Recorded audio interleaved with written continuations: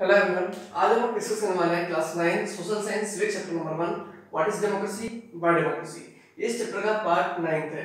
इससे पहले जो पार्ट्स थे उसमें हम लोगों ने डिस्कस किया था definition of democracy, then features of democracy को अलग-अलग एग्जांपल्स के थ्रू हम लोगों ने समझा था, then argument against democracy, then arguments for democracy बारे में समझा था। इस लेक्चर में हम लोग बात करने वाले हैं ब्रॉडर मीनिंग ऑफ डेमोक्रेसी के बारे में कि ब्रॉड मीनिंग क्या है डेमोक्रेसी का। मींस हम लोगों ने डेमोक्रेसी को अच्छे से पढ़ा है, लेकिन वास्तव में डेमोक्रेसी क्या है उसके बारे में हम लोग इस सेक्शन में पढ़ने वाले हैं। ब्रॉड मीनिंग क्या है डेमोक्रेसी का, तो हम लोग पढ़ने वाले हैं ब्रॉडर मीनिंग ऑफ डेमोक्रेसी। तो हम लोग सबसे पहले बात करते हैं डेमोक्रेसी की। डेमोक्रेसी क्या है? तो डेमोक्रेसी को दो अलग-अलग पार्ट्स में क्या किया गया है, डिवाइड किया गया है। First is direct democracy and second is representative type of democracy.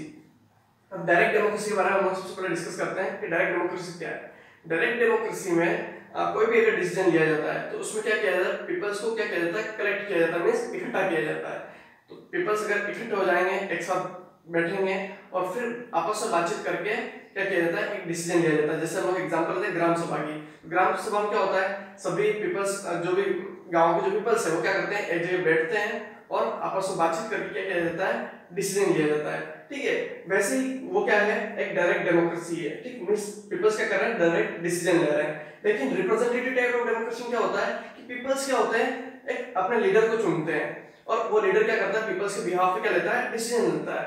तो आज के मॉडर्न टाइम में अगर जिस टाइप की डेमोक्रेसी फॉलो की जाती है वो कौन सी टाइप की डेमोक्रेसी है, रिप्रेजेंटेटिव टाइप ऑफ डेमोक्रेसी। ठीक है, the most common form of democracy in modern time is representative democracy. अब रिप्रेजेंटेटिव टाइप ऑफ डेमोक्रेसी क्यों फॉलो की जाती है, क्योंकि आज के समय में पॉपुलेशन काफी ज्यादा है। मॉडर्न टाइम में पॉपुलेशन काफी ज्यादा हो गई है।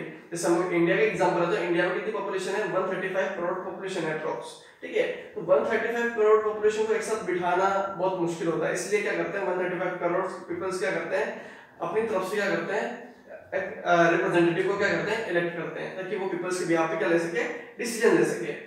ठीक है, leaders are elected by the adult citizens. हम लोगों ने डेमोक्रेसी की डेफिनेशन पढ़ी थी कि democracy is a form of government in which the rulers are elected by the peoples. Means rulers किसके द्वारा इलेक्ट किए जाते हैं, पीपल्स के द्वारा। और पीपल्स कौन होंगे, वो adult citizens. Means adult citizens जो होंगे वो क्या किसको इलेक्ट करेंगे, लीडर्स को इलेक्ट करेंगे। And majority is allowed to take decision to behalf of the people. Means कोई भी डिसीजन लेने में अगर जिसकी मेजॉरिटी होगी वही डिसीजन किसके बिहाफ पे लिया जाएगा, पीपल्स के बिहाफ पे। मींस अगर किसी पार्टी की अगर मेजॉरिटी है तो वही क्या करेगी, पीपल्स के बिहाफ पे क्या करेगी, डिसीजन लेगी। ठीक है, अब रिप्रेजेंटेटिव टाइप ऑफ डेमोक्रेसी तो हम लोगों ने पढ़ा, लेकिन रिप्रेजेंटेटिव डेमोक्रेसी क्यों necessary, why representative democracy is necessary. तो क्यों नेसेसरी है कि modern democracy have such large number of citizens. अगर हम इंडिया के एग्जांपल ले रहे हैं तो इंडिया में कितनी पॉपुलेशन है, 135 करोड़ पॉपुलेशन है। तो मॉडर्न टाइम में क्या हो गई है, लार्ज नंबर ऑफ पॉपुलेशन है। ठीक है, लार्ज नंबर ऑफ सिटीजंस है, that it is not possible to for all to sit together and take decision collectively। means सभी को एक साथ बिठाना पॉसिबल नहीं है और उसके साथ सबका एक कलेक्टिवली डिसीजन लेना भी पॉसिबल नहीं है। अगर आपस में अगर 135 करोड़ पीपल्स अगर एक साथ बातचीत भी करेंगे, कोई डिसीजन लेने जाएंगे तो 1-2 साल तो वैसे निकल जाएंगे। ठीक है, तो सबकी सोच भी एक जैसी नहीं होती है। ठीक है, मींस कोई ना कोई अपोजिशन हो ही जाता है, तो उससे क्या होगा कि डिस्प्यूट होने के चांसेस भी बढ़ जाते हैं। तो इसलिए पीपल्स क्या करते हैं, अपनी तरफ से क्या करते हैं, रिप्रेजेंटेटिव को इलेक्ट करते हैं। अगर सबको एक साथ बिठाना ही पॉसिबल हो जाता है, ठीक है, तो even if possible the citizen do not have the time. Citizens के पास टाइम भी नहीं है कि वो सब 135 करोड़ एक साथ बैठ सके। मींस किसी के पास आज टाइम है, किसी के पास आज टाइम नहीं है, किसी के पास कल टाइम है, किसी के पास 10 दिन बाद टाइम है, सबके पास एक फिक्स टाइम नहीं है। ठीक है, मींस सभी सिटीजंस के पास एक तो टाइम नहीं है, दूसरे डिजायर भी होना चाहिए, मींस मन भी होना चाहिए कि हाँ मैं उस डिसीजन लेने में पार्टिसिपेट करूं।